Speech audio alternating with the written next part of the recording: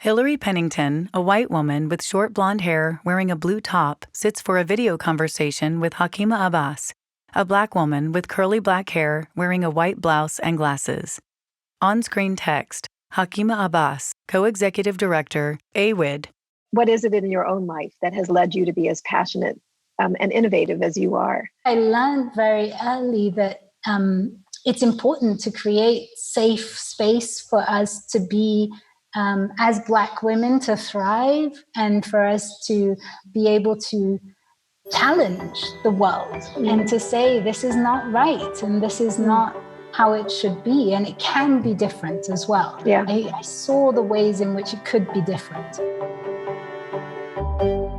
On-screen graphic, social justice leaders on what matters, Hillary Pennington with Hakima Abbas. On-screen text, Hillary Pennington, Executive Vice President of Programs, Ford Foundation. I am speaking today with Hakima Abbas, who is the co-executive director, together with Cindy Clark, of AWID, the world's leading international feminist, sustainable development, and human rights organization. An African feminist trained in international affairs, Hakima has a long history in social movements and really excited to be speaking today.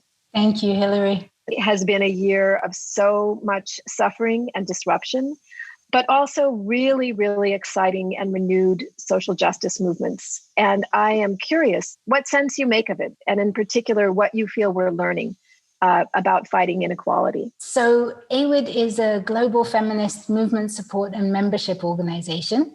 We have members in 180 countries, 6,600 and so members, the majority of whom are from the Global South.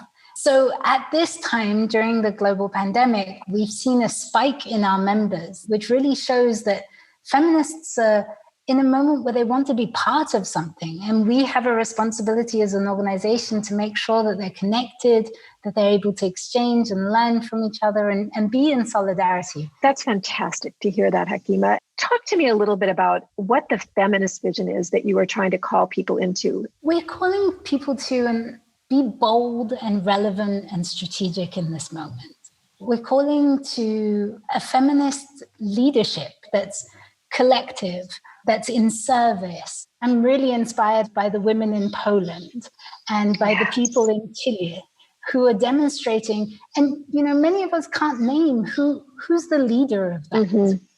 Because it's collective, because it's in service, because it's about us coming together. And I think that's so important in this moment. I love those ideas. I think these are leaderful movements. They're not leaderless movements. They're also moments of possibilities where a whole generation of people experience the possibility and the agency of creating change.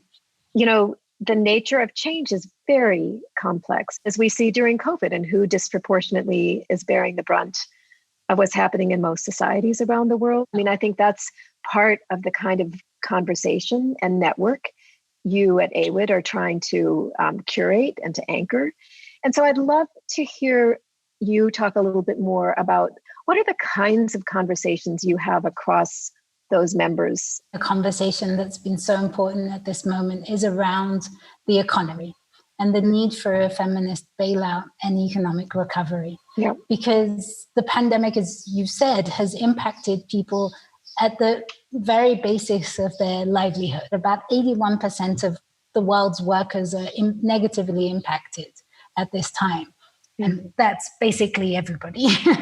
And so we know that in supposedly normal times, women are the most underpaid, work in the most precarious work, have the least rights in the workplace, and experience violence in the workplace. So now in this moment where things are so difficult, the burden again is on women.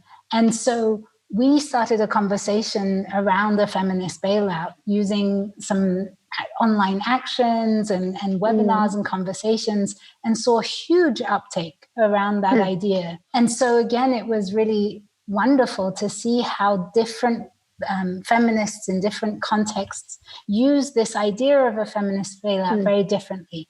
In Kenya, it meant informal workers went to the streets and demanded a feminist bailout.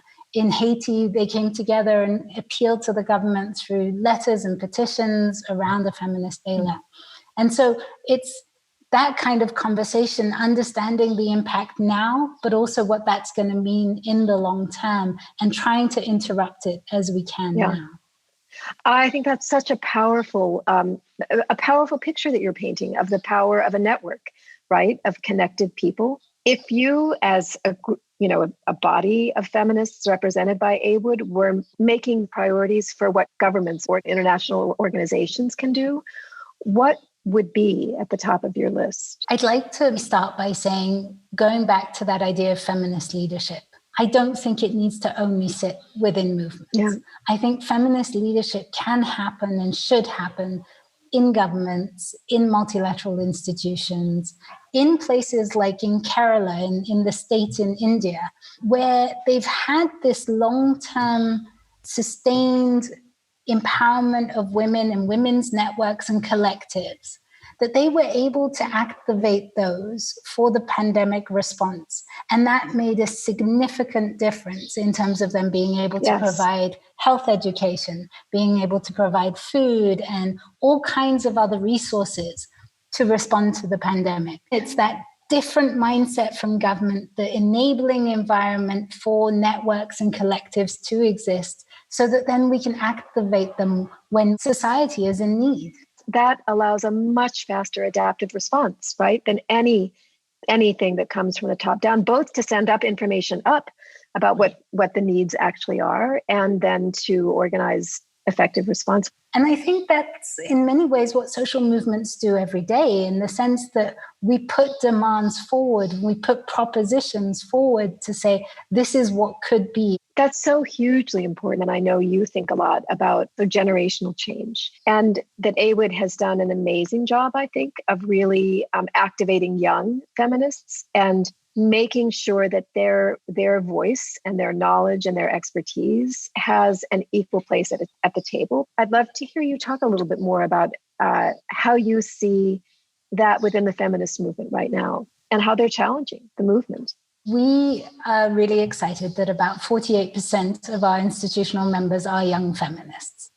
And it's fantastic because, again, it means that young feminists are looking for and finding places to connect across geographies, across movements, across themes that they work on. I've been really excited in this moment of the pandemic, seeing some of the creative ways in which young feminists have organized. So things that I wouldn't have thought of. The ways that what? Like TikTok and the things that they do to disrupt, and I love the irreverence. I love the just being out there, being impolite, just saying it as it is. It cuts through so much of the obtuse ways in which institutions may organize or and says, like, we're here and this is what we're demanding. And I'm thinking, for instance, the environmental activists, some of whom, are active at the UN, but are going to the UN and saying, how dare you? And that's not language that's usual in those spaces, where you're being very polite and we recommend and we urge this, but just to say, no, how dare you? You've had this long and you're spoiling things. Who do you think you are? Yes, absolutely. You are yourself still a young leader. And I'm interested in your own journey. What is it in your own life that has led you to be as passionate and innovative as you are? I was raised very much in a political family because my family is a family that in many ways was displaced. We're African. I grew up in the diaspora.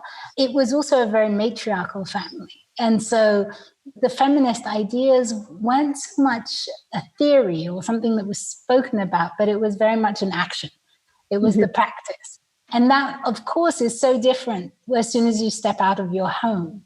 And so I think I learned very early that it's important to create safe space for us to be, as Black women, to thrive, and for us to be able to challenge the world and to say, this is not right and this is not how it should be. And it can be different as well. Yeah. I saw the ways in which it could be different. You and your work at AWID are so important to us at the Ford Foundation. So I'm really, really grateful for the opportunity to talk like this. Thank you. On-screen text. What's your take? Join the conversation. Ford Foundation logo.